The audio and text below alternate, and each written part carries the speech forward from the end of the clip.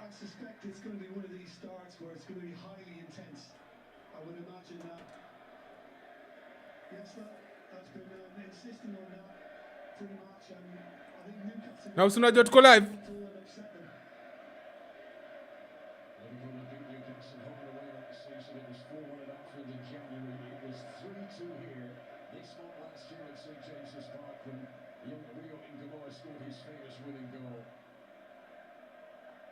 Na tuko live. Nice. Acha advert ni kule. Acha ni lefte Balangla. Ni lende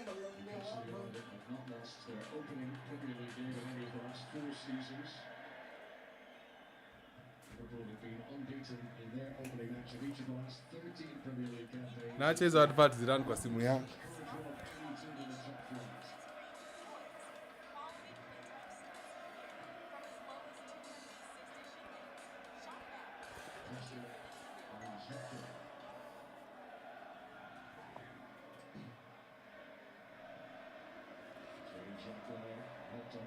Aya tuko Vulai.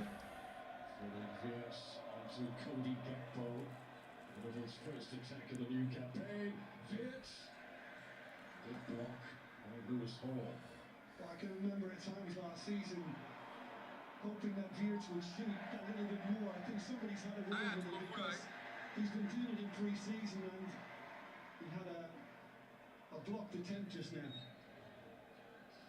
Liverpool fans who haven't seen much of Jeremy Jacquet, but what they've seen so far, they have very much been enamoured with. Missed the back end of last season through injury in France, so this is his first competitive game since February. Na Jingpe imeanza, Jingpe me take over. Unapiga tu hapa traditional hubs kiasi.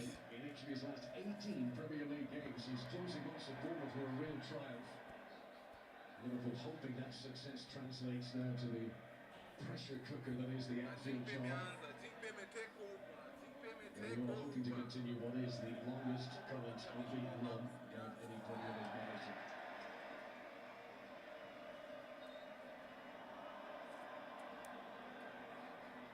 Wisa took the free kick, I should say, when the ball was still rolling. According to Stuart Atwell. Rada safi Solomon. Tuko tu hapa hivi live tunachukulia tu mdogo game hapa hivi. Motherfucker.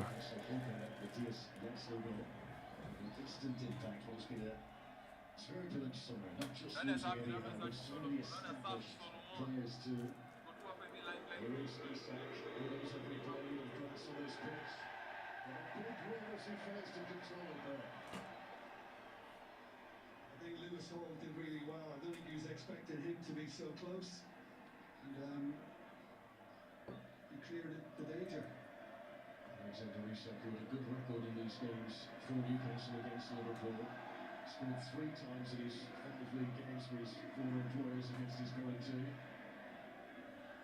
In each of his last 2 seasons as a Newcastle player. Manze mulitoboa. Mumecheza venye tulikuwa naomba Man U ingecheza jana. Mumecheza tulikuwa nadhani Man U itacheza jana. Liverpool ina pressure. Kuna mtu ndani ya post.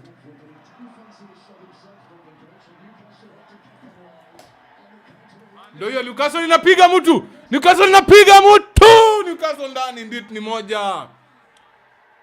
Newcastle ndani moja. Mbaya.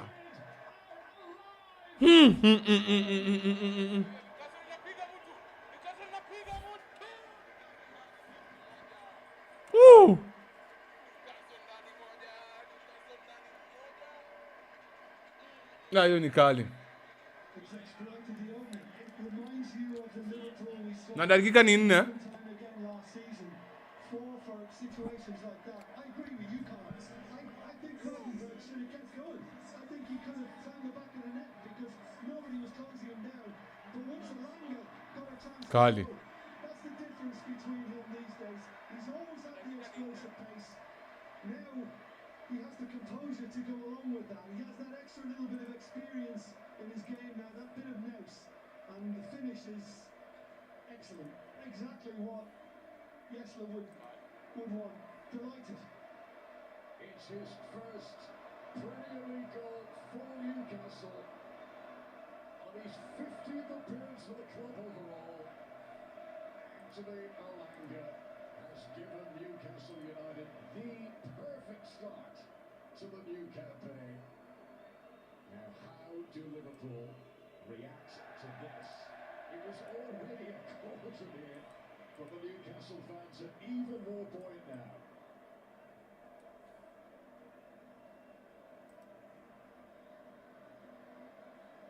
Welcome to the Liverpool hot seat for Antonio Iraola. I'll mention it now, and it's nothing against Newcastle United. They've done really well in finding themselves in the lead here, but they dropped most points from winning positions last season. 27. There is a long way to go.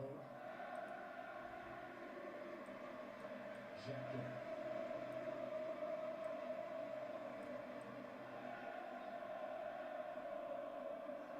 Gravenberch. To Cody Gakpo, who've been heavily linked with a move away from Liverpool this summer, but here he is in the starting 11 on the first day of the new campaign. Xhaka.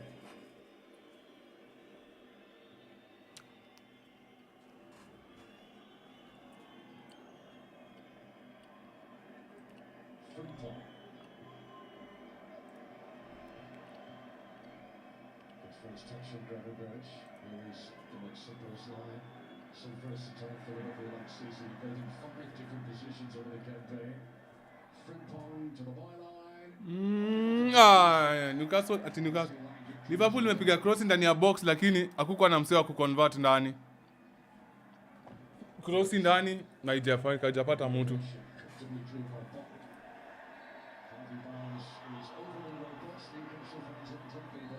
That's going to be a free kick in an attacking position for Liverpool.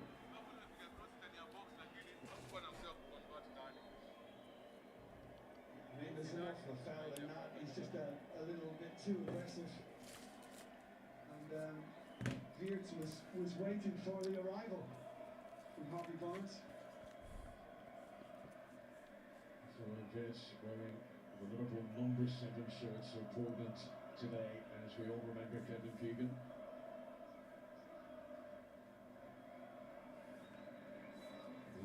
Newcastle Liverpool games that haven't been high scoring. Supports right delivery towards Van Dijk. Liverpool get a corner. Virgil van Dijk, 35 years old now, still Liverpool's foundation stone. He's the only member of Liverpool's title-winning back four now who is still at the club. Due to the departures of Alexander-Arnold, Canate and Robertson.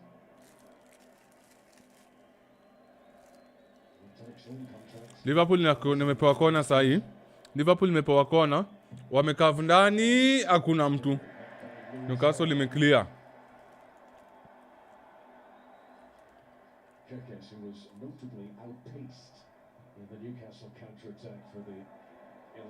Liverpool! Wow, msempala tu ball ndani ya box peke yake.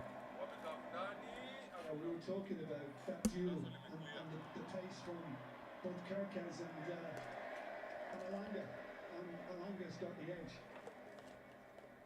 Joe, who's been given the Newcastle United captain's armband today in the absence of the injured Dan Burn. Good positioning here to block Cody Gakpo.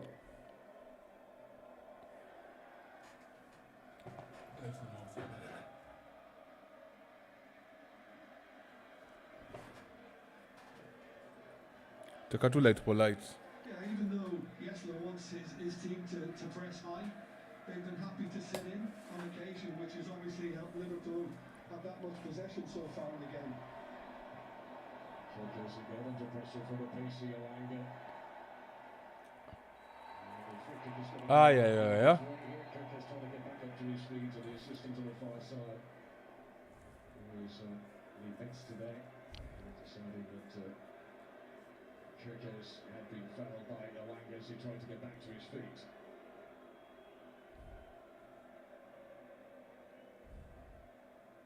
Could be a long afternoon for Kirk's. Yeah, well, I think that just gave you an idea of.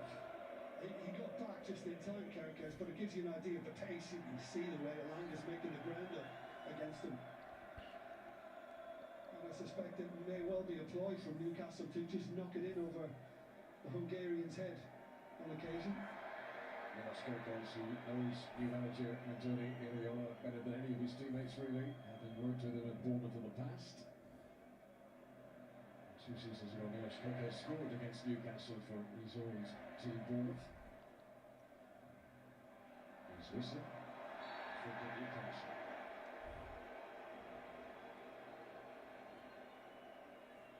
There's been no room at all to manoeuvre in the midfield in the early stages here, as we expected would be the case.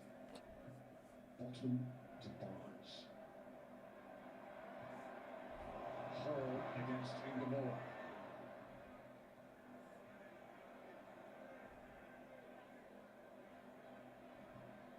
Taylor, Bobby Barnes, Shaqiri's block.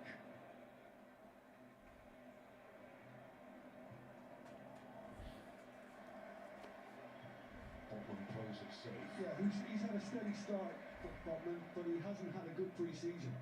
And he wasn't expecting to be in this lineup, but for the injury to Dan Bird. Yo, Bland Samurai. Sort of watching the bounce here. Russell has to use his head. Whistle went for the spectacular. Difficult manoeuvre to pull off at pace, but nervous moment for the Brazilian keeper.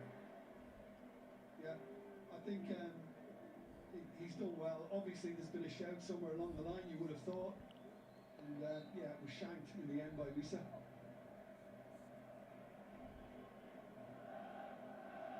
Russell, who's facing Newcastle today for the 15th time in his career, he's never been on the losing side against them.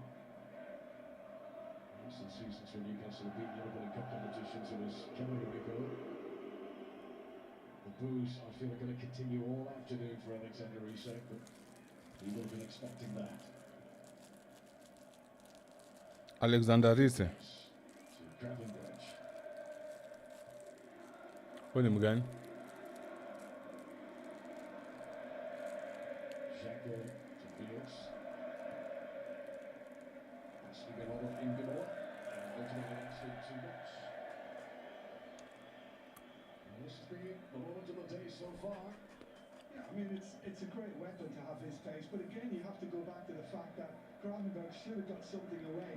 But Kirkes knows that he's on the move. He can't stick an arm out, and he's just basically too quick for him. So I think in future moments like that, he's going to have to give himself an extra few yards. Kirkes. One big opportunity, gratefully received for Anthony Alanga. And having scored in 3 cup competitions last season, he'll be thrilled to have finally got his first Premier League goal for Newcastle. Here comes football. Stopped by Lewis Hall. Newcastle doing well in those 50-50 battles in the moment. It's a good idea looking for Alanga. Difficult execution. But St James's Park at the moment is full of positivity, even when there's a little mistake like that. And so it should be. I mean, for the new manager as well, to go 1-up against Liverpool, and the record that they've got against Liverpool in the Premier League is awful. This is all kind of working for him now. And Newcastle seem to have settled in with some confidence. It's the last Newcastle United player to score in a league win over Liverpool was Gini Wijnaldum, who went on to play for both clubs. That was December 2015. Since then, 5 draws, 14 defeats for Newcastle against Liverpool in the top flight. They will feel a win is long, long overdue. Sean Stewart, one of the new signings. It's a young midfield. Stewart, who's 18, playing alongside 20-year-old Lewis Smiley. I bet you Frimpong is delighted he's not on the other side of the pitch. She's been the threat to the Alanga in the early stages. Swiss aside, supports on strong. With a flick from Veers. But it's lost by Frimpong. Dedic taking the free kick quickly. There's the Bosnia-Herzegovina international. His Newcastle debut after a £30 million transfer from Benfica in the summer.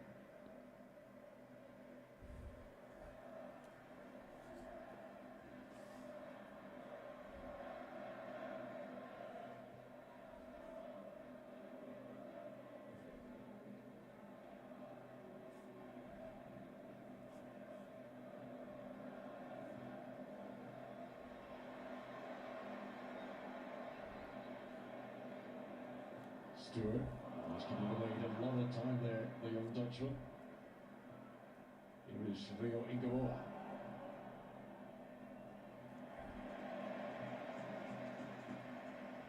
Frimpong.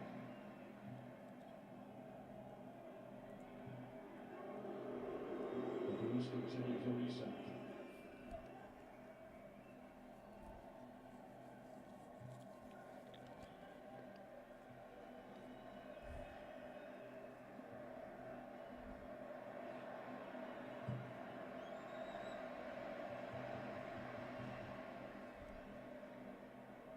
Uncertainty of last season, Liverpool hoping to start this campaign on a sure footing, but the body language does suggest that they're playing a little bit of words at the moment, the visitors. This is Ingeborg. It's a hard reset.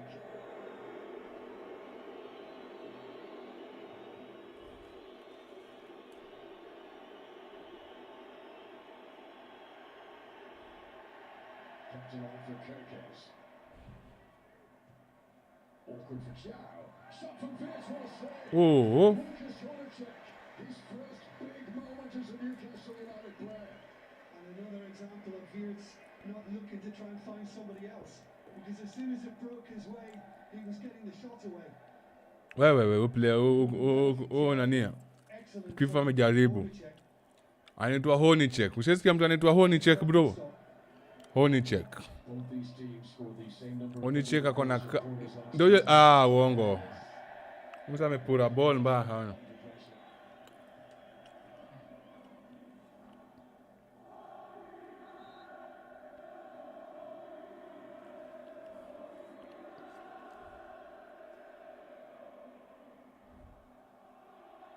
You can already see the furrows on the brow for Liverpool's new head coach.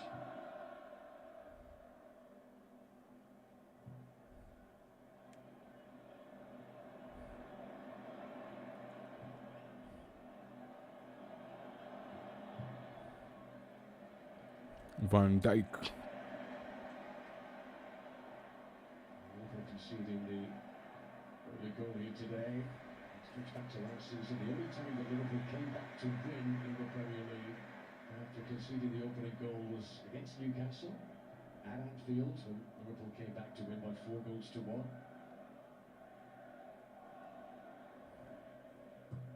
Alanga, Zobozia. Lewis Smiley. Gravenbach.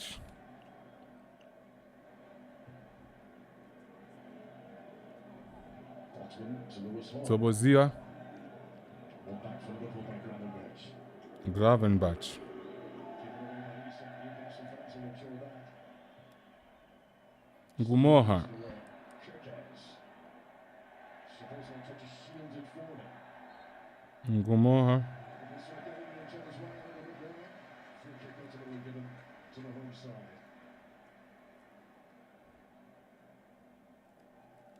Words. Kirkes went surging forward and didn't need to make Kuna Gakpo second connection. na kuna Isak. Haya.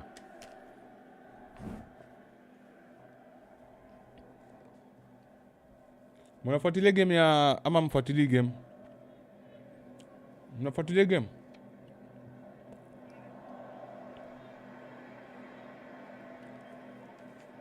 Mnaonea game wapi?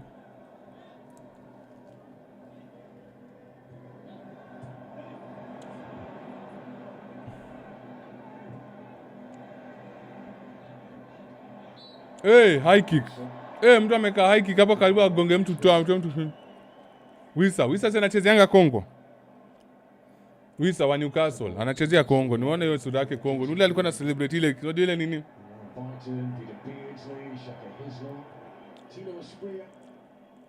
So many of the legends of the past here today, not just to watch the opening game of the season, but to honor the great Kevin Keegan, for whom his narrative lurks very much on the background here.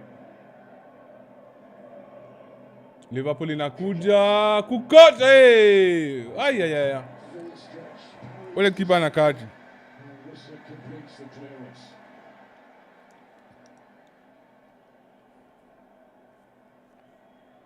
£25 million signing from Portuguese club Braga. He only turned 24 in July, Lucas Hornicek.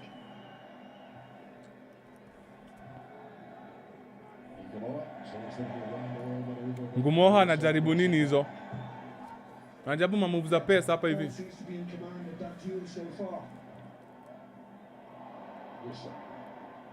Wisa amekaziwa mbaya. Van Dijk amekazia Wisa mbaya. Newcastle ndiko na ball sahi. Timu ndogo ndo zinachapa toka hapa na. Man City wameponea tu dakika ya mwisho. Na last season Man City peli chapa game yao ya kwanza. So, pia sisi we are on the right track. Liverpool wamekaza. Walikuwa wanaenda kufunga hapo hivyo kwa defense.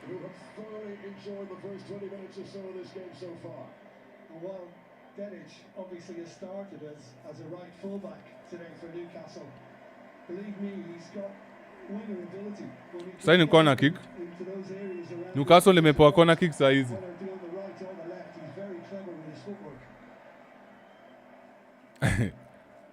Nani anaita Man U timu ndogo? Man U ni timu kubwa bana. Unaita jiba tu timu ndogo. Juli lose game moja. Haya. Newcastle limepiga kona.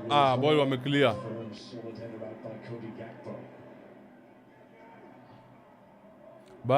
Barnes ako na ball sahi. Wing ya left. Barnes amekaza. Kuna mse hapo mbele.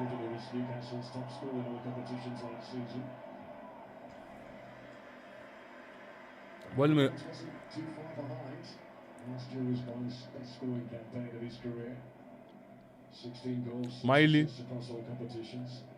Miley amepatia Hall amerudishia Miley amepatia Liverpool imepossess ball sahi. Amefauliwa. Kakev amefauliwa. Lakini refa hajaita. Amesema play on, amka. Nani nakuja?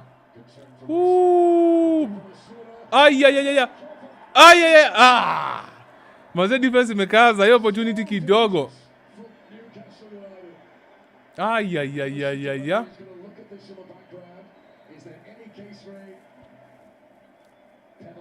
Maze defense ya Liverpool ni mbaya, siwezi wadanganya. Wisa amepeana through pass nyingine moja genje. Amepatia Osula lakini Osula hajaweza kuconvert. Buda Wisa amemselect poa. Na sipia mimi nielewe hivi. Kipara yote.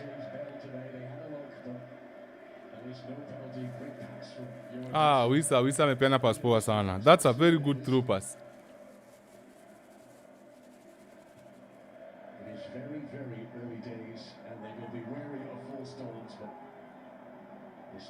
Newcastle United team have been easy on the eye so far.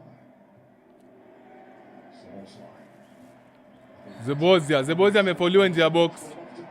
Na kuna mtu amepatiwa yellow. Is sort of location. This is where Szoboszlai scored free kicks for fun last season. Aya, Wisa ndo amefaul. Wisa hiyo si faul unachukua. Wisa amechukua faul mbaya na amepatiwa yellow. First yellow of the game ni Wisa amepewa. Sasa ni Liverpool wako nao nje ya box tu. Cheto nekawa ataweza kuconvert. Cheto nekawa Liverpool ataweza kuconvert ikuwe bao. Szoboszlai ndo anachukua hiyo free kick. Szoboszlai ndo amechukua hiyo free kick. Szoboszlai. Tamuita Szoboszlai. Szoboszlai ndo amechukua hiyo free kick. Aya. A decoy would be futile. Everyone knows who's going to take this. Can Szoboszlai rewind the tape? Can he reproduce? Szoboszlai ndo anachukua ball. Refa shamsignal na piga ndani sasa. Ndio amechukua free kick. Imepiga wall. Wall imekaza mbaya. Wall imekaza. Bado Liverpool nini amechukua ball. Newcastle wamepossess. Wamepiga counter. Lakini ako 3 versus 4. Haizi enda mahali 3 on 4, haizi enda mahali. Amepata help. Ndio hiyo. Oi we. Newcastle imetoa ball nje. Good defense. He did come to the bench earlier on for some assistance, so William Usher is running a little bit uncomfortably. Can he play through the pain barrier for now? Yeah, he doesn't look right at all. Fields. Gakpo can Liverpool get things moving. Blocked again by Malik Jaw.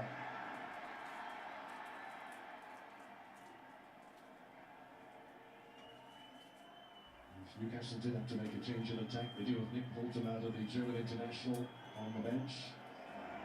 This is Cody Gakpo. Plenty time for Lewis Hall. Frimpong has done well though against Barnes. And Harvey Barnes just stood his ground.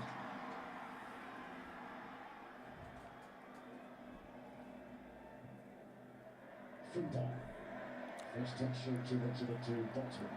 Yeah, and I mean Newcastle are not trying to be smart. They're not trying to be too clever in being precise in clearing it. They're just happy to get rid.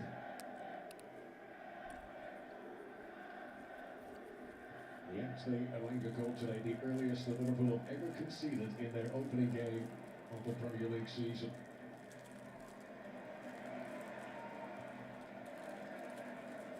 Just moved into the 5th minute of the match when Elanga found the back of the net.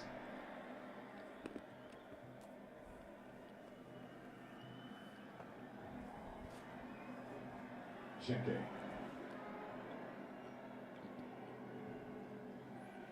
Ngamoa. Normally likes to play on the left, operating on the right-hand side and giving possession away.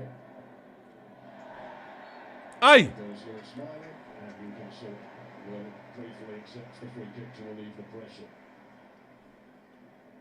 With all the Newcastle players left to the club. Miley amefauliwa. Since last season, there was Miley. Another we mentioned would be an option should Newcastle need to replace the struggling William Osula. Xhaka. Liverpool inakuja. Kokech ameka amepiga cross, ilikuwa ndani, kuna mtu deflect ikwe bao.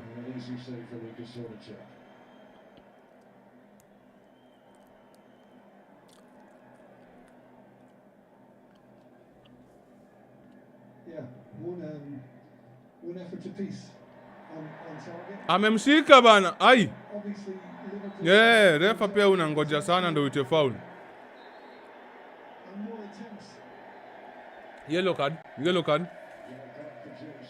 the first time this afternoon, Milos Kerkez to the referee's notebook for holding back Elanga. He's not been able to match it for pace. He tried to stop it all at source, but fell foul of the law.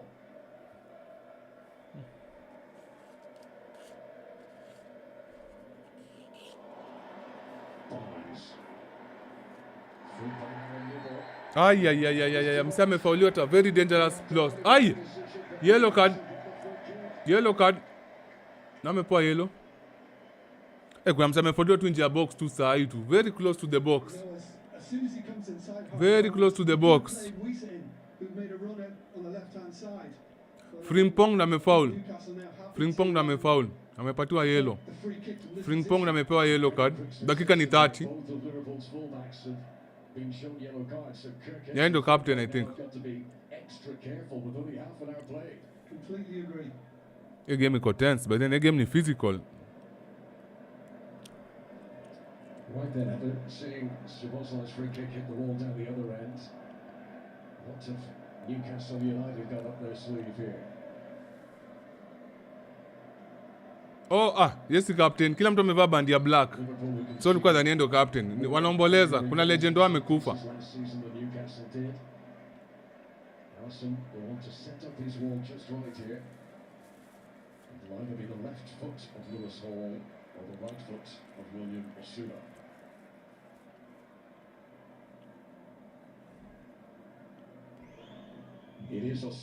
Imegonga ukuta. Osula amepiga nini mbaya. Waste your cross. I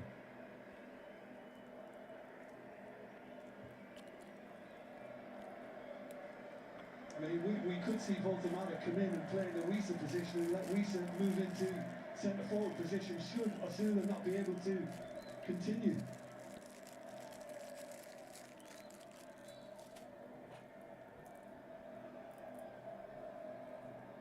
Newcastle crossi. Newcastle bado iko ndani ya box inakuja. Amekaza. Wameenda. Liverpool me break away. 1 on 3 hataenda mahali. 1 on 3. Ndio hiyo support imefika. Wameacha ball nyuma.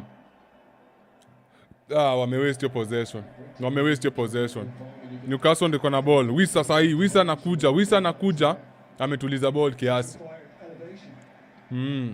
Wiesa ametuliza ball, amepatia keeper. Game relax. Dakika ni 32.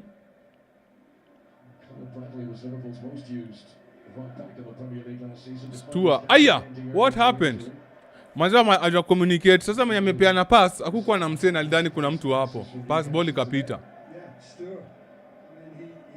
Anje Stua amepeana. Ndio hiyo, Liverpool inakuja. Kona kick kama goal kick. Ball imetoa ni goal kick. Wao msana alikuwa anangoja ule defender deflect ball. Ikuwe kona, hajapata.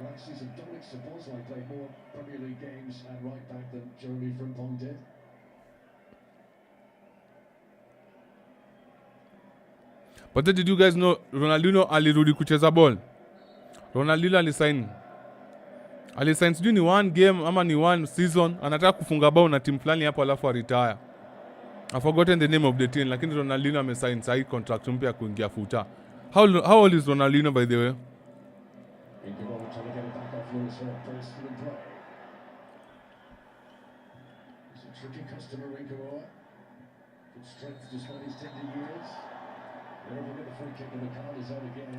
Na yellow card ni karibu 4 hii game.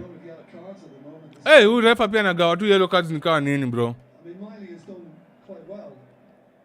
Quite a few times in breaking up Liverpool's play, but not then.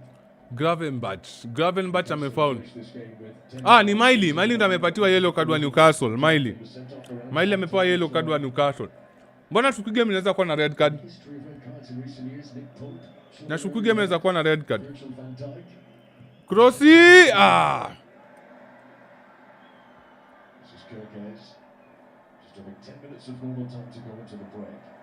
Ball huko.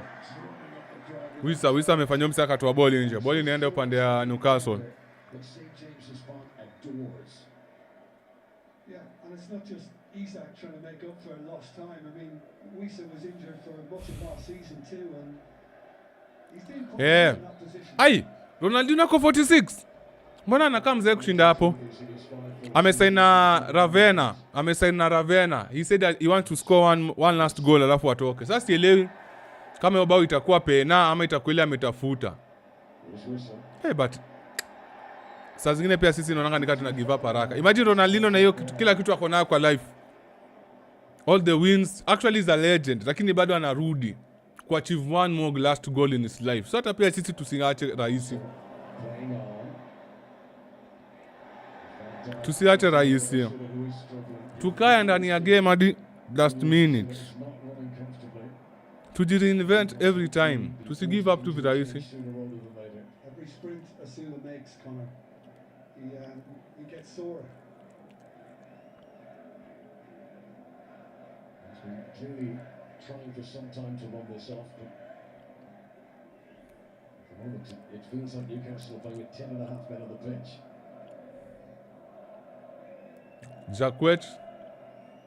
Jacquet amepatia Ngumocha. Ingeloa. Ngumocha amepiga krosi, Deflection of Barnes, but it veered it towards the keeper. Horinek akashika. Honichek. Kipa nani anaitwa Honichek. And Newcastle outplayed Dakika ni 35. Liverpool with 11. And of course, Ingeloa stole it at the end. Asuna, who also scored in. Na Osula kwani ameumia, anatukimbia ni kama Ingeloa stoppage time winner then.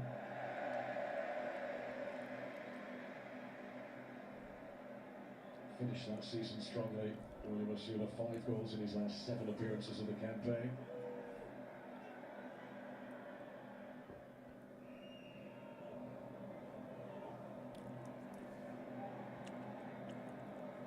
Lewis Hall. Hall na kona ball wa Newcastle, Hall akona ball wa Newcastle.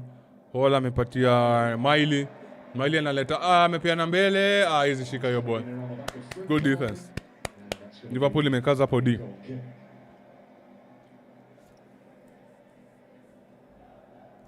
One goal in his career against Liverpool for Harvey Barnes 6 seasons ago, back in his Leicester City days when they beat Liverpool in the King Power. Still, Asuna hobbles on. Gravenberch, we did really Liverpool well inakuja, there. Liverpool Shot inakuja. scored as well. Amepeana kona huko. Kona crossi, good defense. Post line. Amejaribu kuchip lakini hajachip high enough. Ndio hiyo Liverpool inajaribu kuattack mbele. Ingeloa. Ngoboa ndio wako na ball kwa kona. Right corner. Frimpong. Amepatia Frumpa, ameka crossi, hakuna mtu ndani. Kona There was more danger about that one. kona. And Liverpool get the corner. Well, I think in the end, Denic just has one choice, and it's just to let it hit him and go for that corner.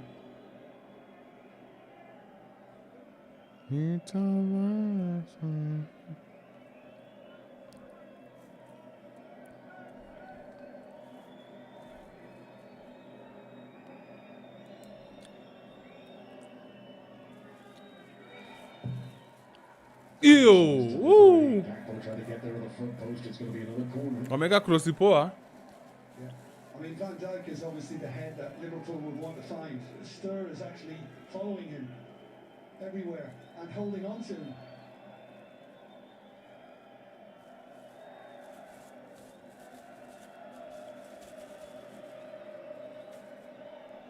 Kona, ball imekuwa cleared. Impressive.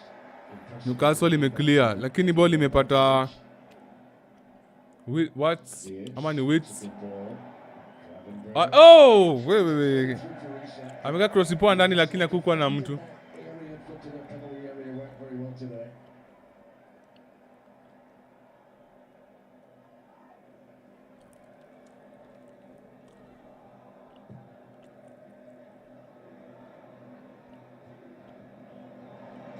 Richard Origin, but Frimpong with the Gladys out on the left. Elanga has switched wings now, so Jeremy Frimpong does have Anthony Elanga to deal with at the moment.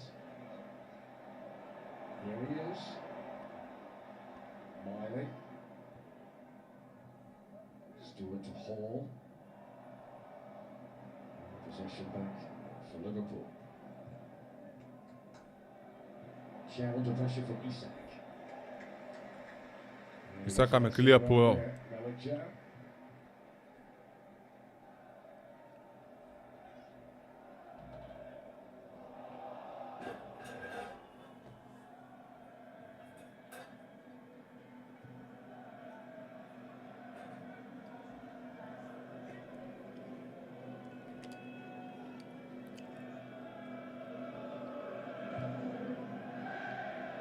Poor pass.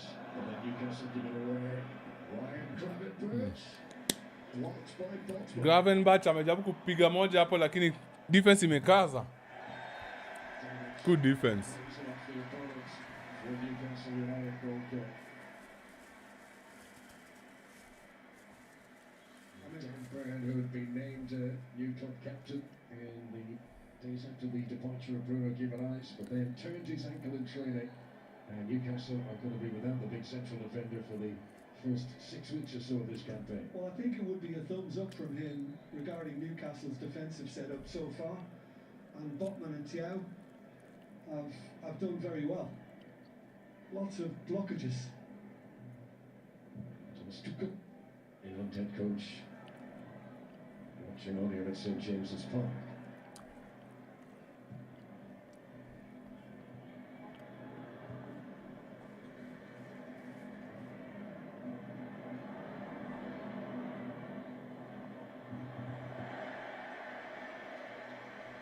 St James's Park crowd cheering every little 50-50 shoulder charge at the moment.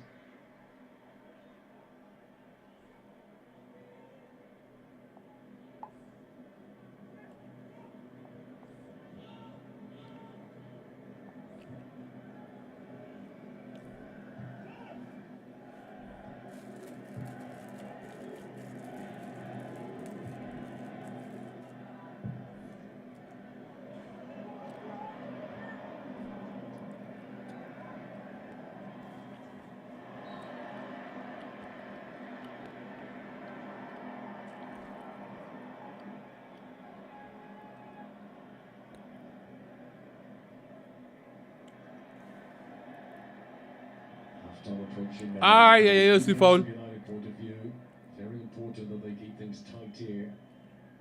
Dakika ni 42. Turn the narrative of these opening 45 minutes back in their favor if they could make it 1-1 ahead of the break. It's a good challenge for Barnes. Miley to the goal scorer. Eh, hiyo ni foul ama? Hiyo ni foul. Has to be a foul. Amesukuma mse vibaya. Newcastle. Amempiga charge nyingine noma. I mean, Gakpo was saying it's a coming together. I think it was more into Elanga's back than side by side.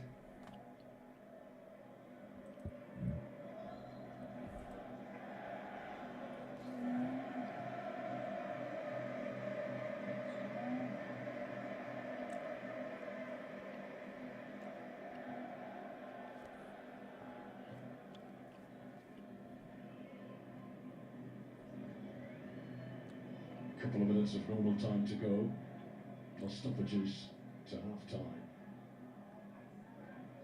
Sean Stewart.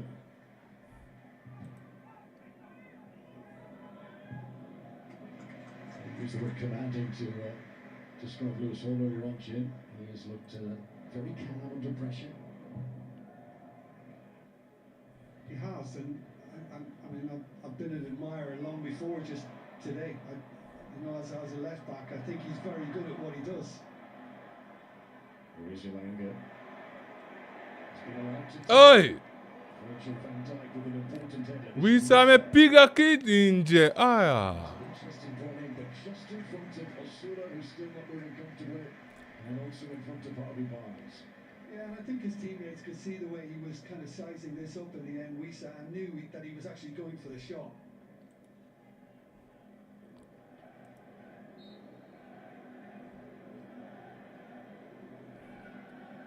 Naangalia hiyo game ya Chelsea kesho kama imewekwa kwa card play. Hiyo ndio tulikuwa naangalia saa hii. Na manze, wamepanga game poa.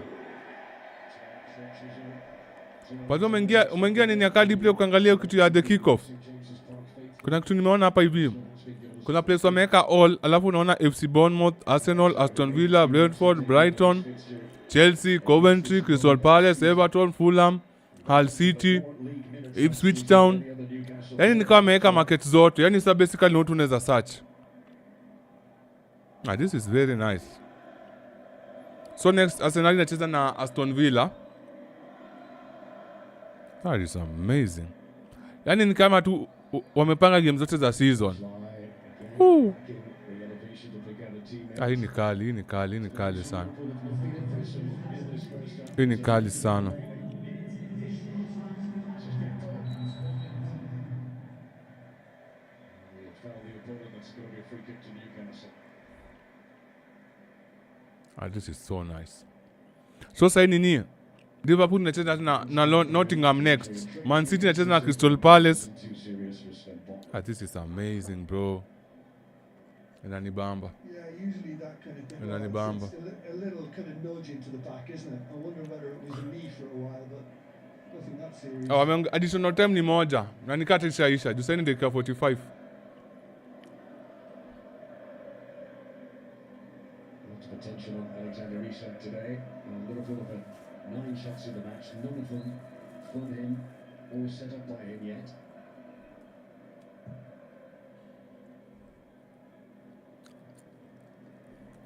Miley. James Smith Frimpong. Chester Mavis. Overstruck pass from Alexander Isak. It's not been the first time to remember for the Swede. Just looking at Stirrer as well, you know, he's happy to just drop that little bit deeper between the centre backs at times. And Hold on, bola kona throw in. I think he half imeisha. There is half-time. Half time imeisha. After a lot of 40 Premier League games without a goal for Newcastle, it's been a bonanza for Anthony Elanga. Half-time at St. James. Elanga ndo amefunga hiyo half. Liverpool nil for now. Newcastle 1, Liverpool 0. Game iko half time. Tutaonana after half time. And Shea on the way after that first half that of course was preluded with a fantastic tribute to the iconic Kevin Keegan by his 2 former clubs. And then Newcastle flew out of the blocks and Anthony Elanga's first Premier League goal for the club is the difference.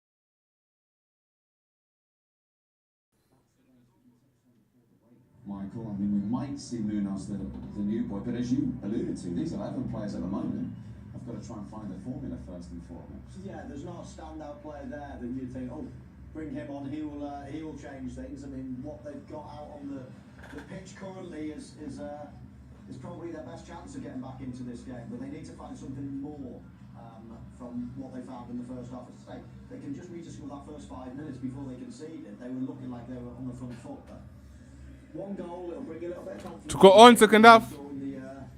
Second half inaanza sahi. The previous game with Manchester City, you know, as soon as you give these good teams a little bit of a look in, then they can capitalise. And obviously Newcastle, it's down to them. Newcastle liko juu moja. Newcastle last season did drop. Newcastle liko juu moja. Liverpool 0. From winning position. Second half inaanza sahi.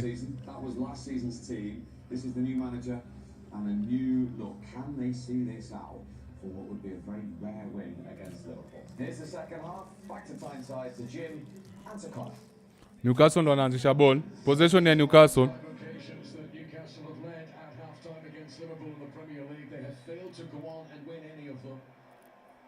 But can this Newcastle United side hold on to, maybe even build upon their lead in the second period? Liverpool will certainly hope to be more incisive and more threatening. Here comes Kirkes, battling away with Elanga again. There will be no changes in personnel over the break. William Osula, who was visibly struggling towards the end of the first half, has come back out here for the second period. As Gravenberch picks out Cody Gakpo, and Liverpool get an early corner in the second half.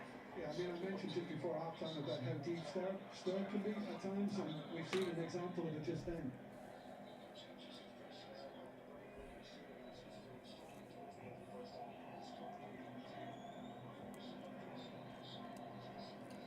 Some extra scrutiny on holding in the build-up to corner kick. Corner kick sahi ni Liverpool wana inbound. Liverpool wanapiga corner. Ai, kidogo karibu ingie. Bado Liverpool possession nao wamepoteza. Newcastle wana attack. Newcastle wanapiga counter attack. Counter attack. Counter attack. 3 on 3. Counter attack. 3 on 3. Ndio ameingia ndani. Dole amepasia nani? Pia wewe.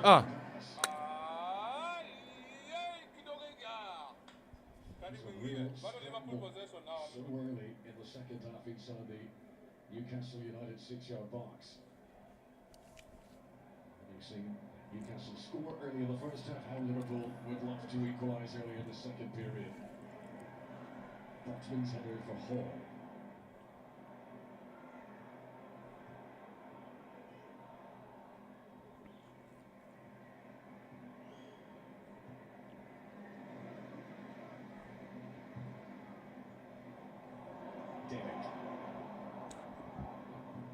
Ndio hiyo. Wisa anakuja. Ndio hiyo bao. Na Wisa anapewa mse passport poa. Ndio hiyo. Amepiga juu ya post.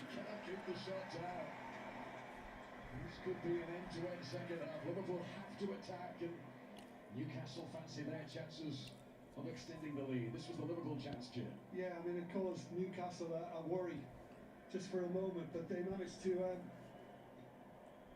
defend it. Enough behind it, a touch from the goalkeeper before it was volley clear.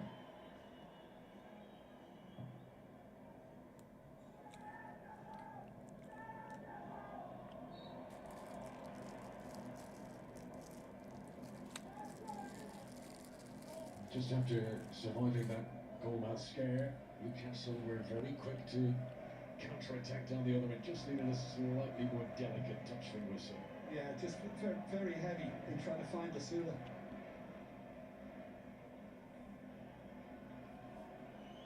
Shirley Jackie able to get it past Lewis Hall. He hasn't had a huge amount of football under his belt, Jacquet, so just wonder whether he'll last the 90 minutes or be replaced at some stage. Jeremy Jacquet, who's taken over the number 5 shirt from Ibrahima Konate, who's going to Spain, to Real Madrid.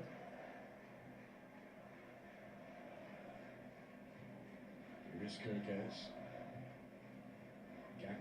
Haya, Liverpool ndio inakuja. Nicely returned. Liverpool inakuja. Kekov ameshikwa. He's there to bother Kirkes and Kakez, anaitwa Kakez. That's a good name. Wisa anapeleka mtu. Foul. Hiyo ni kadi. Ataita? Haya, good defense. Alichallenjiwa nikadhani refa ataita.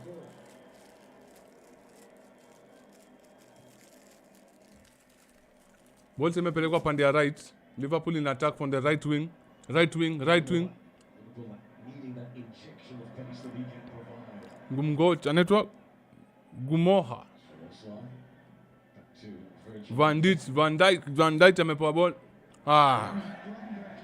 Amepoteza. After that challenge and trying to win it back from Wisa. There he is limping away.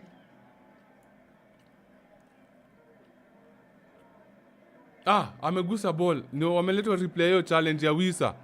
Budanya IPL watu ni wanoma. Watu ni wanoma bro. Does launch, he does get the contact. Contact in itself, of course, doesn't absolve a lot of sins. You can see why Stuart Atwood was happy to allow that play on.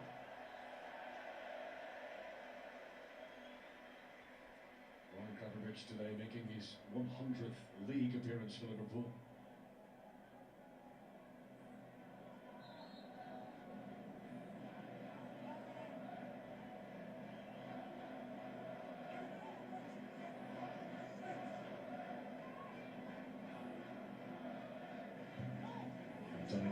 Gravenberch veers to Szoboszlai.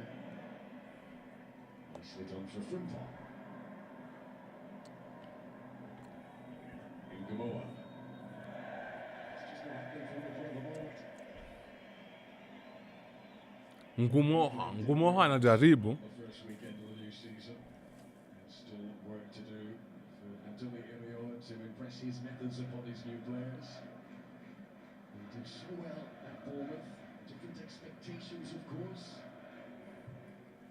Yeah, I think if he's not getting a little more pretty soon from those wide positions, then Munoz might be entering the game. Siandika Chelsea. Masula, who provided the assist for the Alanga goal after just 5 minutes.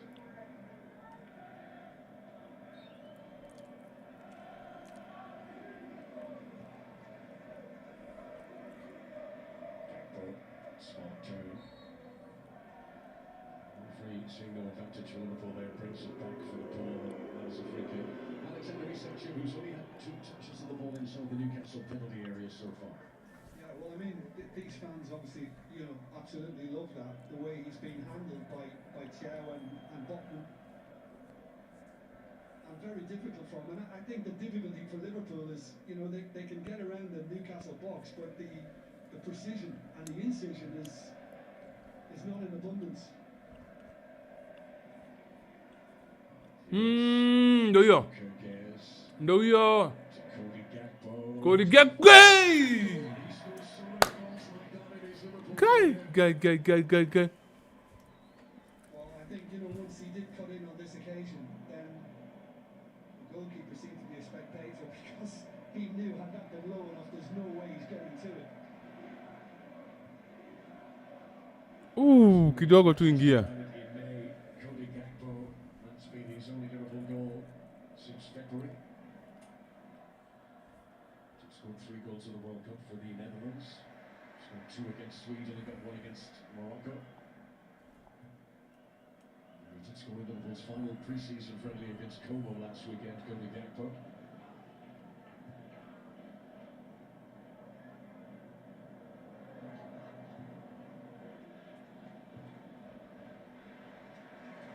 Check to Botman.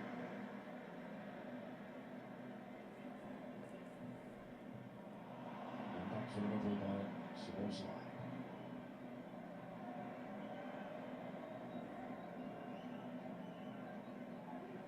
So we were able to build some strong momentum in the first half. And yes, there will be to keep that sort of momentum going. He's preparing to make a few substitutions down below us.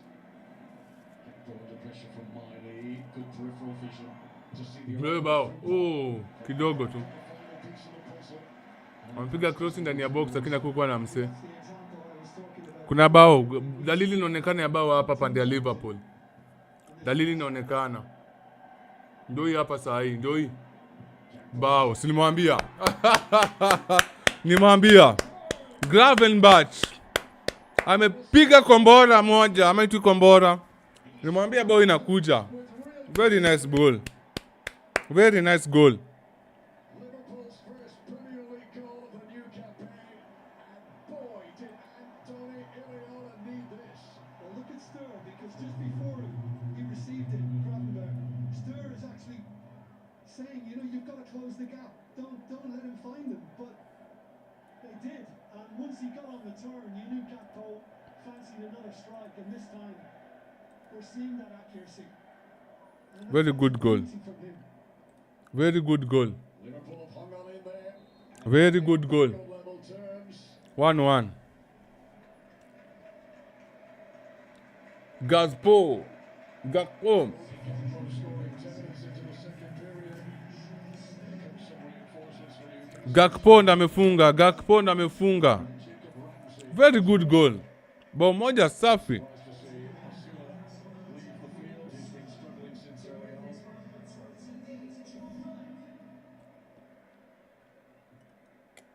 Showing Stewart the other to depart.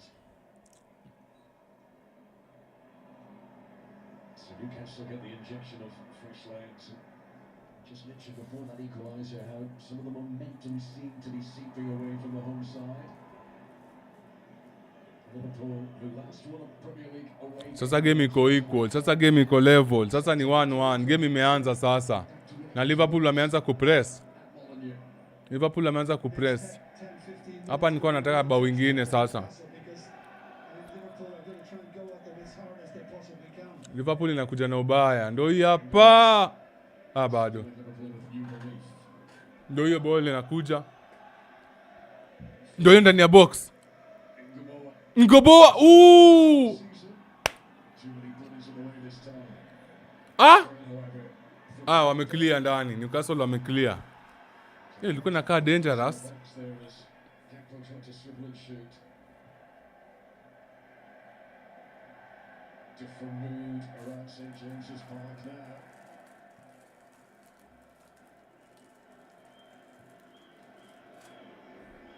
Yes. Ngoboa. Piga! Again. Sawa. Wisa na ball. Hakuna mtu wa kumsaidia. Hakuna support. Wisa lakini bado ako na ball. Lakini hakuna support. Ndio hiyo Aya! Newcastle wamefunga 2-1. That's a very good goal. That's a very good goal. That's a very good goal. What? What? What? Ni mbaya. Buda, kuna game hapa. Kuna bola hapa. Kuna bola hapa. Very nice. Oh man, that was a good goal. Lakini Wisa ndio kusema. Wisa. Well done, Wisa. Wisa is a bad man. Now, mind you, Wisa was surrounded with 4 players, but he was still able to counter. Very nice goal. Very nice goal. And to be able to hit the far Very nice goal. within 3 minutes, Very nice goal. Liverpool equalising. Very nice goal. Nobody was expecting that for this kind of moment in time, and yet it's arrived from him. The new manager has rejuvenated some of Newcastle players, polished that boot. So Willock, who didn't score the Premier League last season, adds to Anthony Elanga's goal in the first half. Elanga, who didn't score the Premier League last season, Willock ndo amefunga. opened their tallies today. Willock ndo amefunga. Good goal. Haya, Newcastle wako na ball sasa pia. Wana counter. Liverpool imezuia hiyo defense, imekaza. Good defense. Aya, hiyo ni foul. Ball imeanza. Wameanzisha tu haraka. Liverpool inakuja. Ndio hiyo. Au! Aya. Hiyo ni cross poa.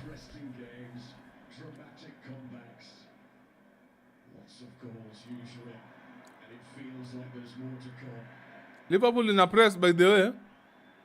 Liverpool inakuja. Aya. Na nusa. Hakuna bao. Hakuna bao. Ama hakuna. Crossi. Hakuna mtu ndani. Ameclear lakini hajakilia refu. Uongo amepiga kubwa, amepiga refu. Piga refu sana. Liverpool inapeana subs. Liverpool inatoa watu wa sub.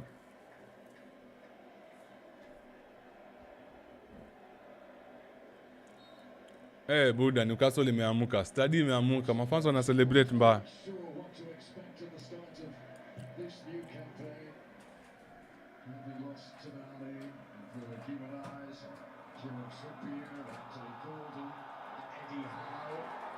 And they're losing Joe Linton and Dan Brown to injury. Who saw this coming? Dakika ni 60. Anything is capable. Johan Rissa, who did so well in the build-up to the Joe Willock goal. Liverpool back to bring on. Wisa anachezea Kongo. Ball inakuja.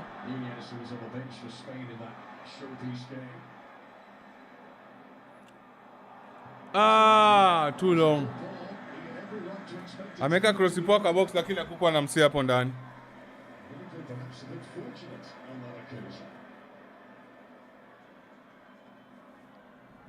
By the way, if I watch with another nini, sinaweza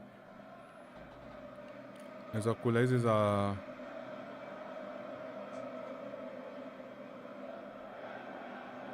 Yes, I believe it's going to be replaced. The two substitutions about to come on.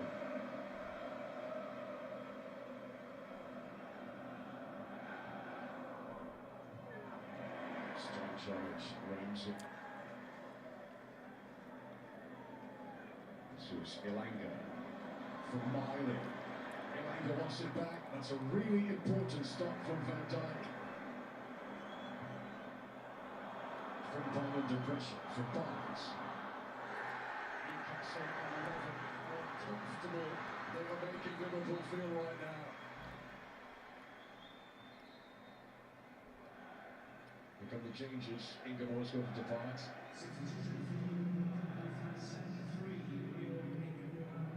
Rio Ingeborg, who scored that dramatic late winner. It's a 16-year-old a year ago. Youngest scorer in Liverpool's history. This has been his last game now as a 17-year-old. He will turn 18 before Liverpool next take to the field. Unable to catch that lightning in the jar again today. So Munoz and McAllister on for Ingeborg and Wirtz. Ngumoha ametoka na Wills. Victor Munoz, Liverpool's second most expensive signing of the summer.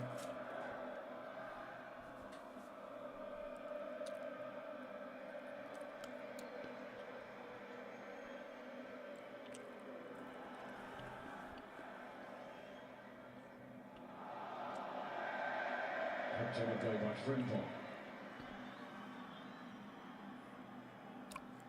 So we had a very slow start to last season.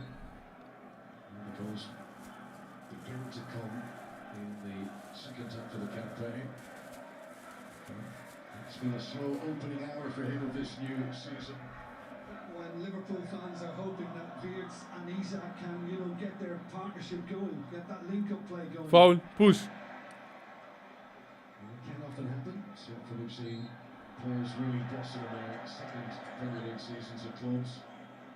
Early stages, of course, but Liverpool not hitting the ground running as Andoni Iraola would have really desired. They've already come from 1-0 down. Liverpool inakuja. Hiyo ni foul. Yeah, kuna amepewa yellow card. Ramsey amepewa yellow card. Amefaulu msetu nje ya box. Amemkanyaga nje ya box tu hivi. He's pleading innocence on this. And that he's kind of made the most of it.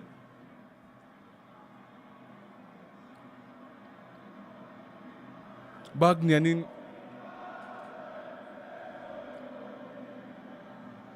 There's a contact of the ball that's deemed to be aggressive, but he's received the yellow card for that. Jacob Ramsey. Player was sent off last season, shown red against Manchester United in March.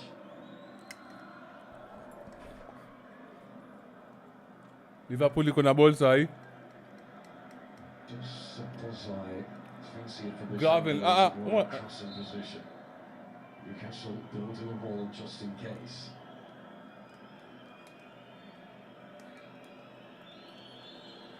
"25 minutes of normal time to play." Ooh! Van Dijk alipata na force. Hata ni kama ipata tuka by the way, lakini ingekuwa bao kali. Wametoa ball nje.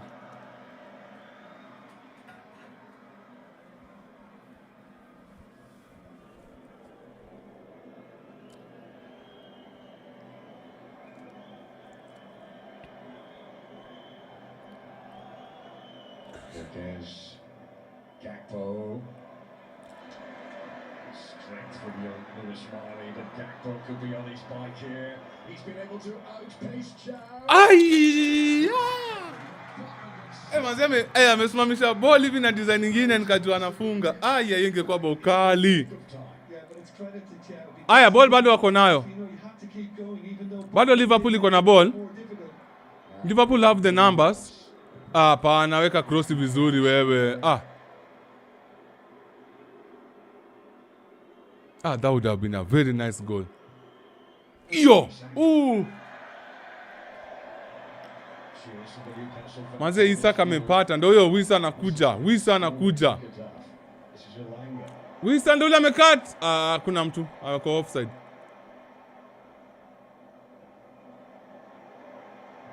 Ndio hiyo. Newcastle with the numbers. Liverpool wameset. Players wa Liverpool wanarudi nyuma pole pole lakini Scored in the second half as Newcastle United in front. This is sensible for Newcastle, holding on to possession, just building on Liverpool's frustration. ndio hiyo. Newcastle ndio hiyo. Newcastle. Wow! Man. Elanga. Danic could spell this for Newcastle. How? Ndio hiyo. Bao. Wapi. Elanga amepiga lakini hajaweka na force. Good hit on his weaker side, but this is beautifully worked. Wisa amehata aje hiyo. A little bit more on it. We Sawa. knew exactly that.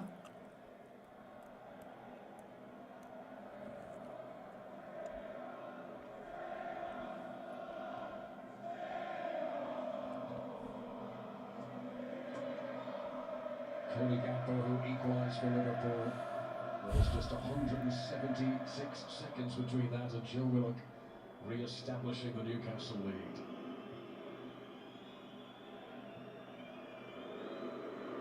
Isak. Frimpong.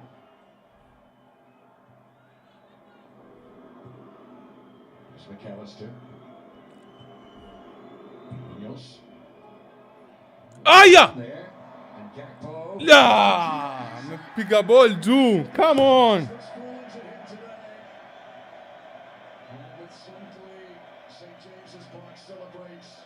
Piga ball juu.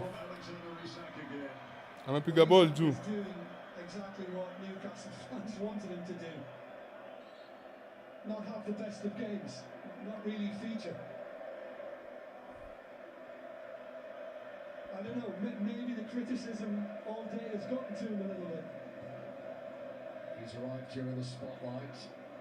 But he'll have known what was coming, Alexander Isak. And he'll be wishing that he's been able to have more of an impact. Mind you, he's still good. Elanga to Willock. Those two combining again. McAllister sticking to the two of them like glue. Right, Liverpool going to make a change, a defensive change. Premier League debut for Ronald Araujo, who played against Newcastle 3 times last season in the Champions League with Barcelona. He's come in on loan from the Catalan Giants, and he takes the place of Jeremy Jacquet. Yeah, I mean, we speculated that that might be the case in the second half. And for Jacquet, it's about fitness and stamina, and it's not quite as they would like yet, so you can understand the change.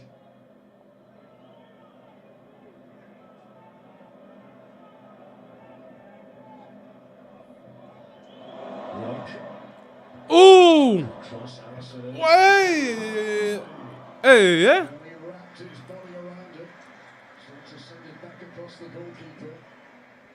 Jacob Ramsey, who scored against Liverpool in his Aston Villa days of the past.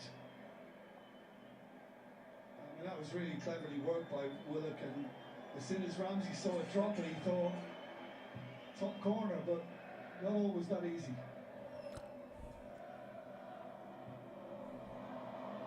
Willock against McAllister.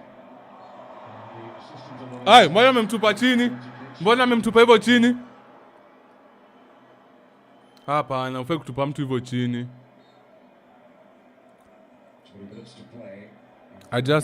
Kuna kitu hit sahi nikiangalia. Very slowly. And I just realized something. I need to find a way. And naweza connect live stream, YouTube na Facebook. Yeah, I mean the shots are plenty. You know, there's no problem with that aspect of it, but it's about finding the back of the net, the clinical side of things, and that hasn't been too clever.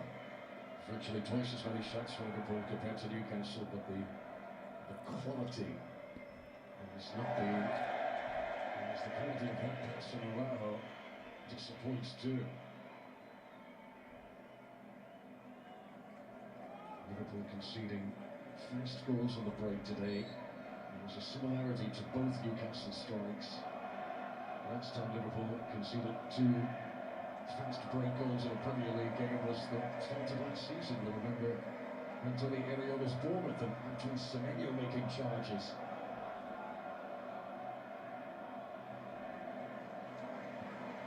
Here's Lewis Hall found in space. It's just found since the Willock goal that Newcastle have got a second wind.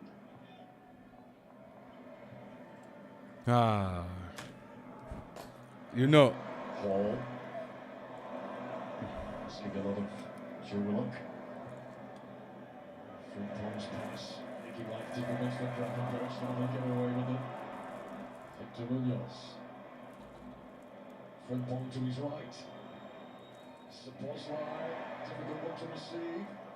Gakpo to Kirk. Hey, Liverpool imetoa tu ball nje kidogo tu. Kidogo tu ilikuwa ikuwe bao ingine. A really dangerous position there, but Kirkes couldn't find it.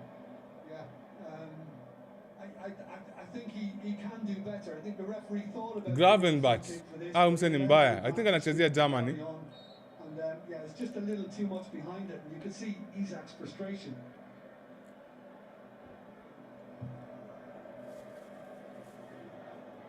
Only 3 Premier League goals for Liverpool so far for Alexander Isak.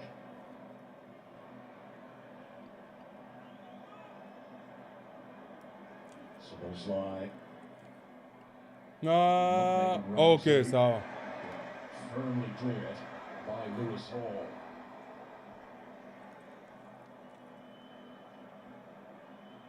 Liverpool, who have scored more goals against Newcastle than any other opponent in Premier League history. Nasikia hapo hivyo Liverpool has scored more goals on Newcastle than any other team kwa Premier League. Araujo.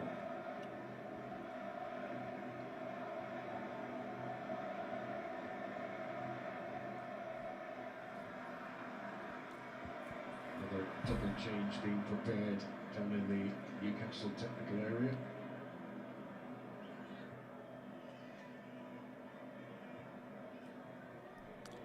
Munoz.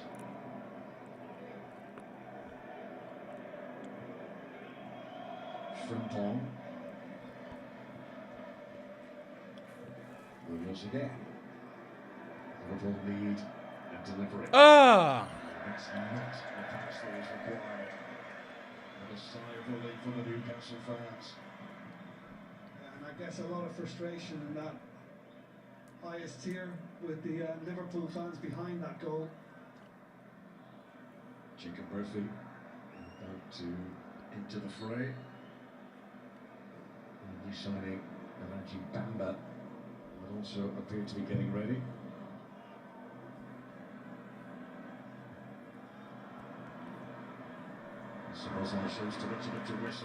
Wisa anakuja amesukumwa foul. Wisa amepewa foul.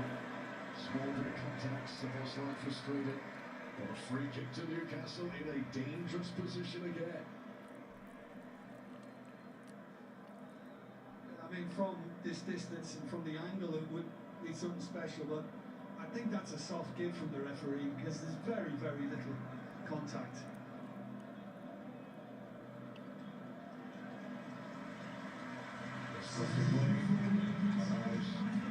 Newcastle limetoana sub. Big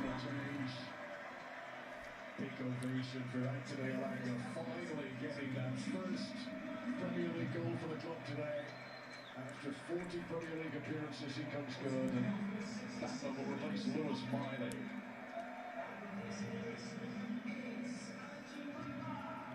Premier League debut for Newcastle's second most expensive Bamba.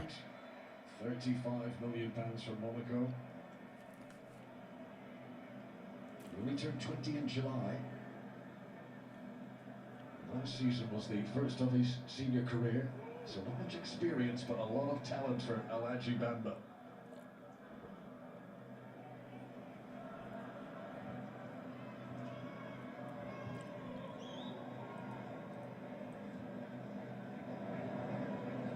We reach the final quarter of an hour of regulation time now. It's a good lead. Botman, who found himself high up the field and using his heights to good effect. Liverpool are about to bring on an attacking player, Welshman Lewis Kumas, who scored against Southampton in the FA Cup a few seasons back. Could he have the sort of impact that Rio Ingamoa had in this game last year? One thing's for sure, Liverpool increasingly in need of something special here.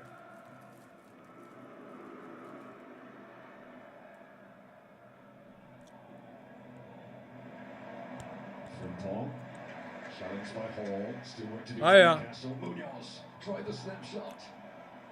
There's some muted appeals, it may have struck an arm. Video assistant referee will look at all of that in the background, but it's already been checked and cleared. Arms Liverpool wana threaten team sana kwa box, imagine. That's not going to give us a penalty.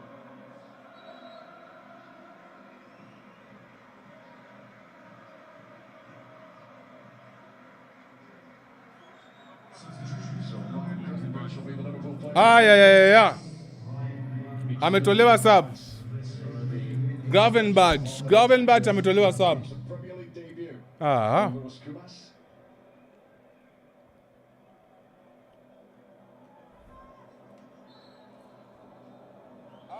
Araujo's throw.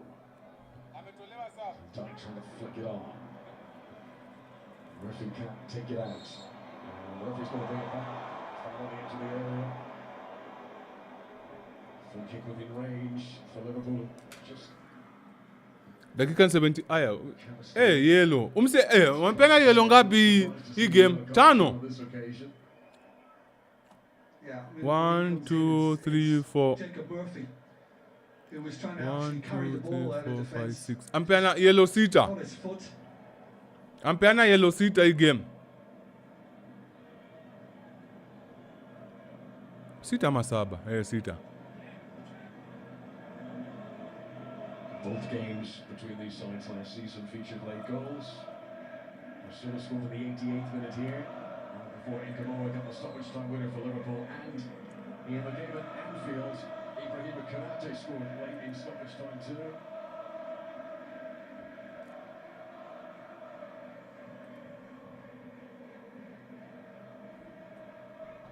This is Szoboszlai territory.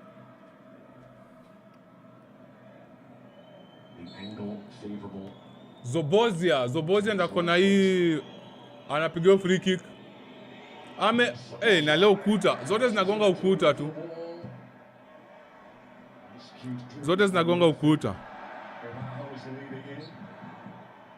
the referee blows the whistle, and it's relief for Newcastle as they get a free kick. Yeah, and again, the wall has done well to prevent Szoboszlai, who's, as we saw last season, is an artist when he gets in. Szoboszlai anakaziwa na hiyo ukuta mbaya sana.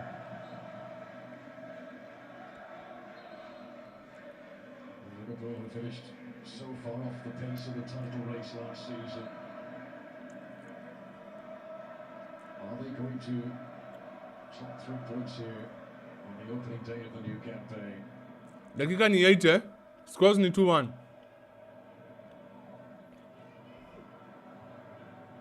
The last Liverpool manager to lose in the opening weekend of the new Premier League season was Brendan Rodgers, who was his first season in charge 2012. Liverpool were beaten 3-0 at West Brom that year. This is offside. Wameita off. Pia alikuwa ameenda sana. Constantine Accidakis, the assistant on the near side.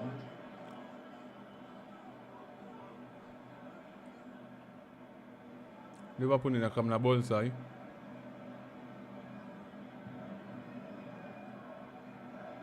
Szoboszlai.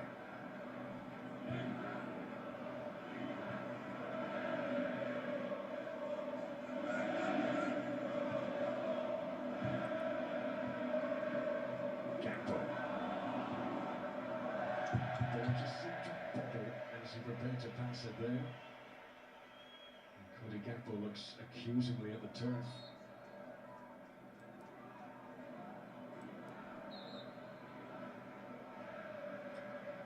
It's been a happy hunting ground in recent years, but are Liverpool going to lose here at St James's Park for the first time in 10 Premier League visits?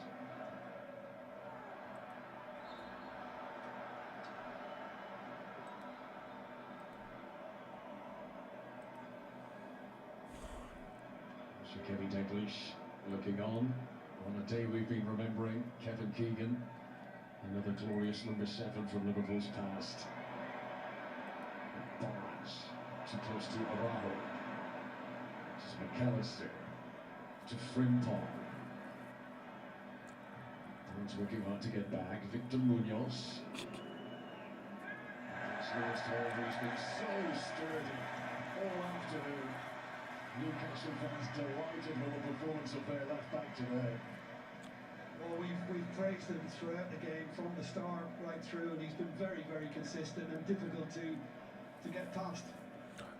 Hiyo story ya kali player FPL hawajakata ni nisemeaje, sijafuatilia vizuri. So tutaongea na wewe nje kando ya tent ama ni nyuma ya tent. Tuongee naye vizuri, nieleze juu sielewi. Chikadi inajikuna kichwa. Inaonyesha niko na zero idea. Unieleze juu sielewi poa.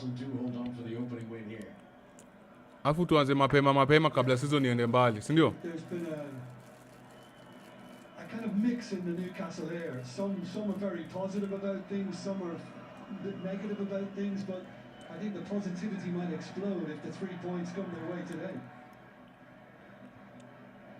Life is never dull amongst the footballing fraternity at Tyneside. With the plenty lows, and also enjoyed several highs in recent years. It's usually either optimistic or pessimistic. Liverpool need to stay focused. There is still plenty time to set this right. Kirkes. Van Dijk. 11 players behind the ball for Newcastle. Frimpong. Running it Barnes. Nice little burst. Okay. But it doesn't threaten. Getting used to that black and white. That would be fizzing towards the net, but it's been a tame afternoon for the Swedish international. Nothing's working for him. Nothing.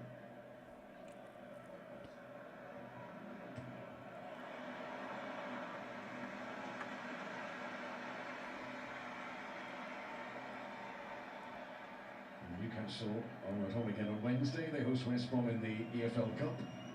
Their next Premier League games are against Spurs. That is next Saturday. And Liverpool will host Nottingham Forest next weekend. That is the first home game of the new Premier League season at Anfield. And I think the expressions on the faces of those Liverpool players on the bench very much sums up the visitors' mood right now.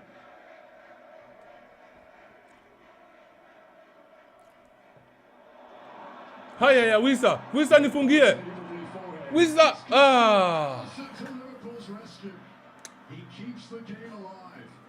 Man. Nilikuwa nataka to celebrate. Munoz. Goodie.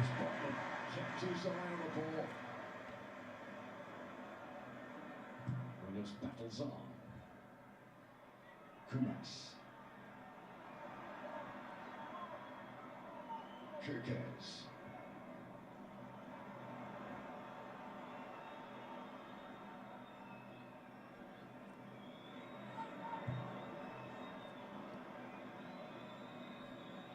Tension in the air on Tyneside. Gakpo. Very hard to the Munoz. Lewis Hall appeals that he was fouled. Referee's given a goal kick to Newcastle United anyway. I think Munoz realised that the ball was going to float right over him and decided to just shove him anyway. I think just another little show of frustration.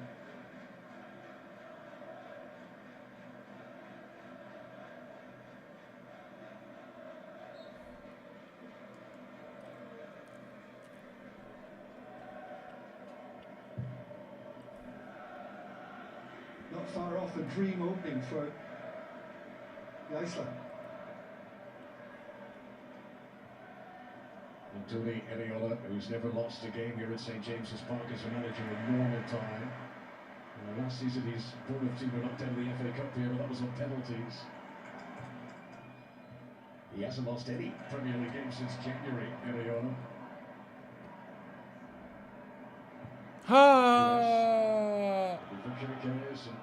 So, good defense.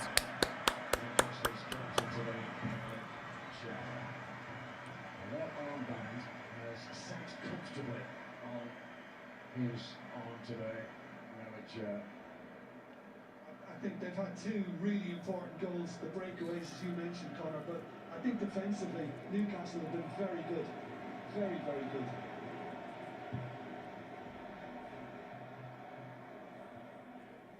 Liverpool unbeaten against Newcastle in the league for over a decade. Does that run come to an end here? Lewis Kumas.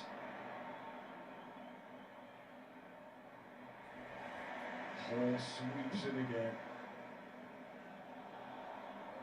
Jacob Ramsey back to Boxman.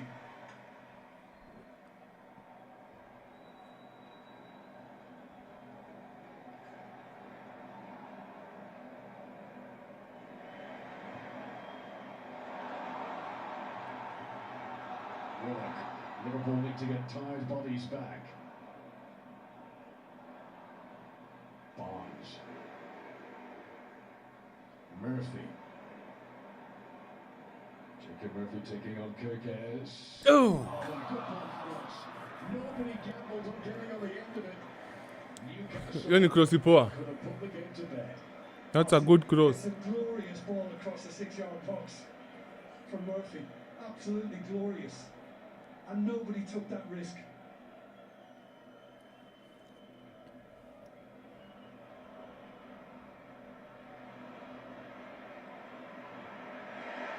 challenge from Bamba.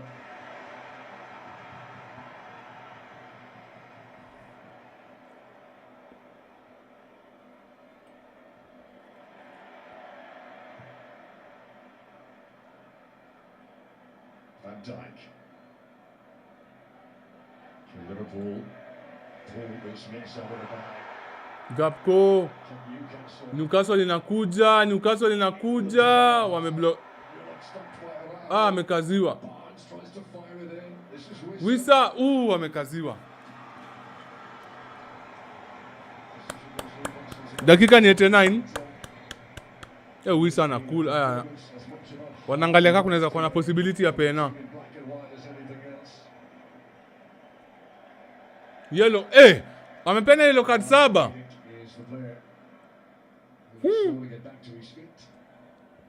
Watu wangu hakuna game nyingine leo. Na vile nilikuwa nadhani leo kuna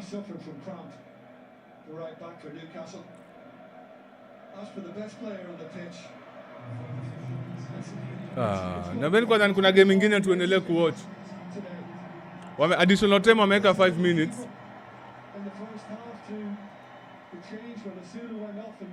More or less playing as the number 9.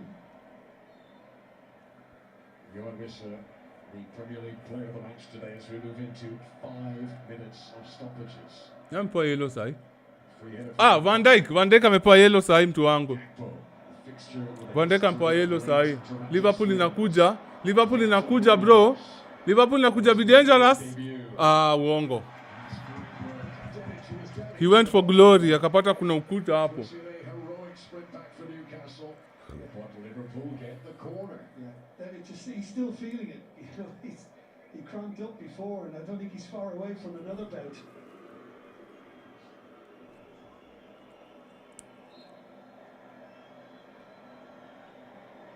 Liverpool wako na kona sahi.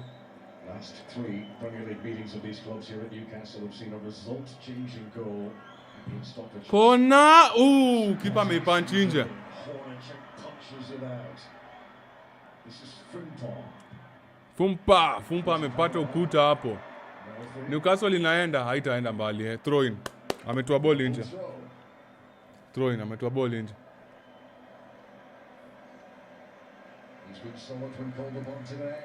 The 24-year-old Czech goalkeeper.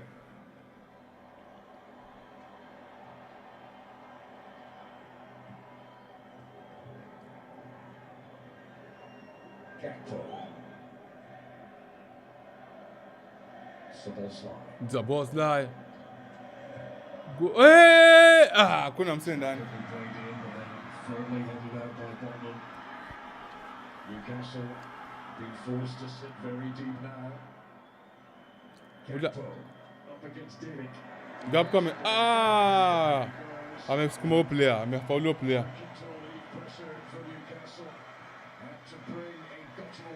Amefollow player. Although he scored an excellent equaliser, that's kind of the way it's gone really for Liverpool today. Disappointment, frustration.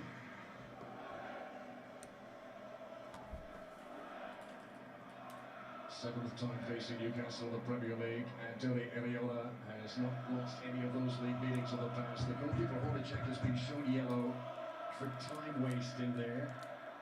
Instead of taking the kick, he went to get his bottle, and referee Stuart Atwell saw that to be a deliberate attempt to run down the clock, so a yellow card to Lucas Hornacek. Wamepewa tena kadi nyingine, sasa hizo ni 9 yellow cards. 9 yellow cards, one game.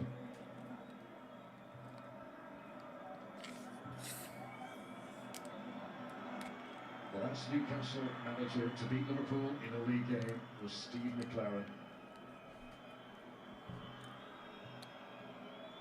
Matthias Jaissler about to get a perfect start. Gakpo. Headed up by Bamba. This is Araujo. Frimpong. One good delivery. One solid finish. Liverpool can still salvage this. Frimpong twisting and turning. Hakuna mtu anakaa ndani.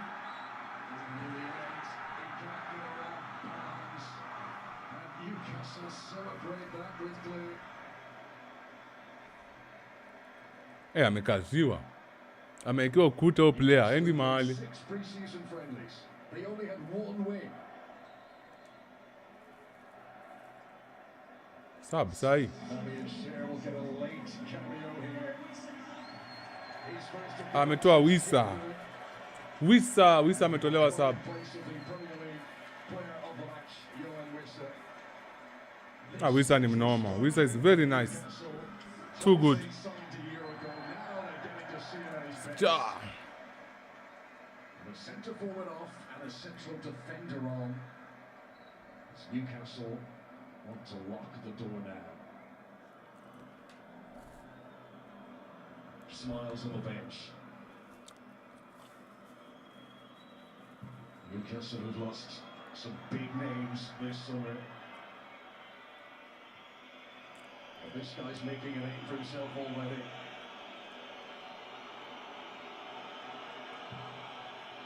Thanks forward by Jackass. Chow underneath it. Liverpool pena. Goes down in the penalty area. The challenge from Lewis. Oh! Refa amepena. Buda last minute, last second penalty. Wow. Liverpool imepeana. Once again, Newcastle imepeana pena. these games never peter out. There is always late drama. Yeah. And it just looks like Paul has just blocked him, and he's got to cross him, and it's Alafu ashikiwe hiyo knee pena. on knee in bringing him down. Alafu ashikiwe hiyo pena. When I first saw it, I thought penalty, and I think that is convincing. The penalty is going to stand, confirmed by the VAR. Yeah. Viola screaming for it immediately.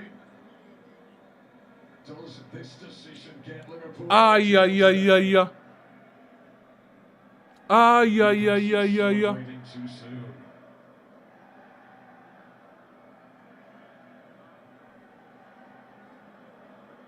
He's had a look at the replays.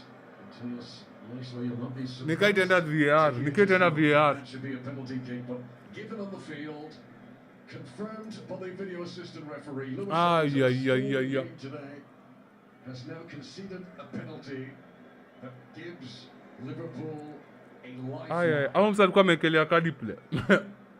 Anasema hii game itatoka draw. Wow. Still has to be converted, Connor.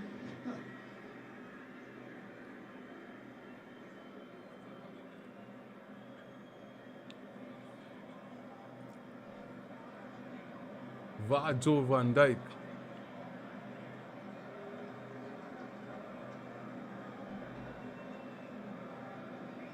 You can hear a pin drop at St James's Park in the 98th minute. Szoboszlai, he's got the ball. He's taken the penalty, taking over from Mohamed Salah.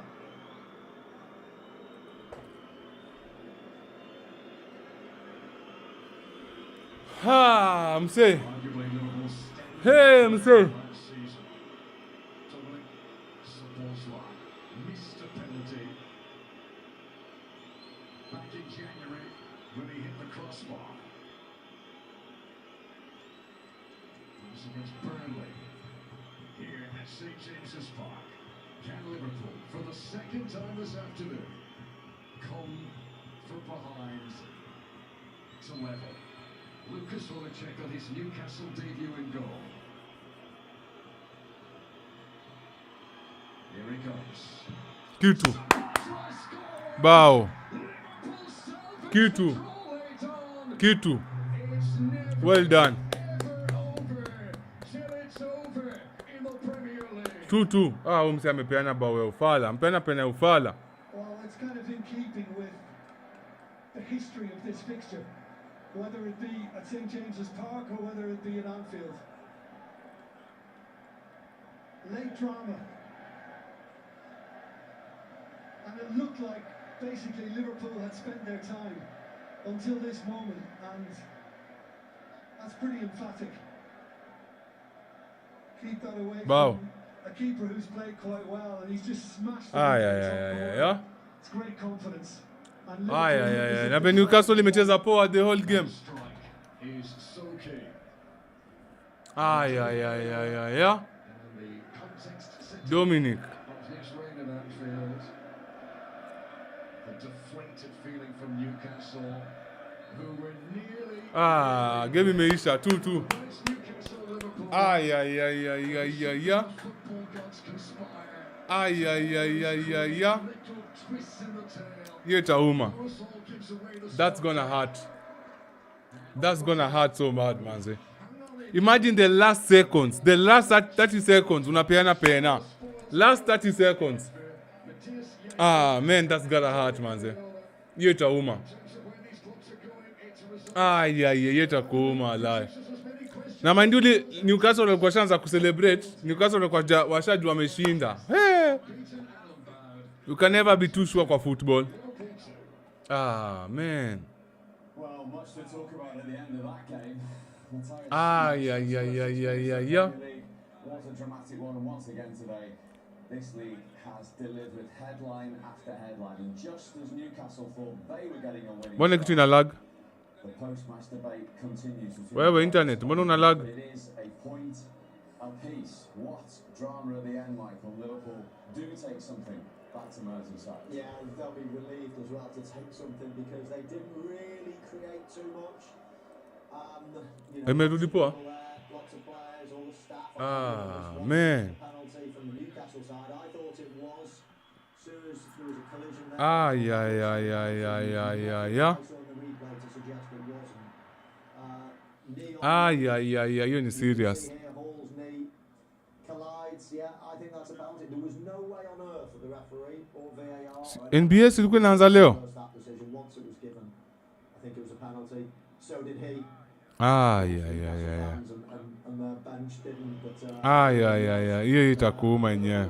sort of scraped a point out of this because it wasn't looking like it at all. Unstoppable penalty in all fairness, Shane. Well, hiyo ni uchungu. Emphatic, it really was from Sabaja. We spoke it off there, but maybe he's actually step up 125. Hiyo ni uchungu sana. And when you see a penalty taken like that, it's emphatic from Sabaja. I have to agree with Michael. I think it's So, hiyo ndio show. Just let me tell you something weird. While I was watching the game, nilijipata nimedrift away, yani nikienda kuangalia kama kuna watu wanafanya show kama hizi Kenya. Nimegundua kuna. Si watu wengi wanafanya kitu kai tunafanya. So nataka mjue we tutakuwa one of the ones. We're gonna be one of the ones. Inaenda mbali. Nimeiona. Manze? Alf. Well done. Alf ukiona kitu well done. Manze wewe ni mtu uko na vision. I see your vision, manze. And I am thankful. Nimulichagua nifanye hii shughuli. Manze nimeangalia hakuna mtu anafanya hii shughuli. Ila ni bamba. Nimefurahi. Sasa I just need to find a way kuleta more viewers. Sasa najua kitu nitafanya. Nitaconnect na Facebook yangu. So nikienda live YouTube, inaenda pia live Facebook at the same time.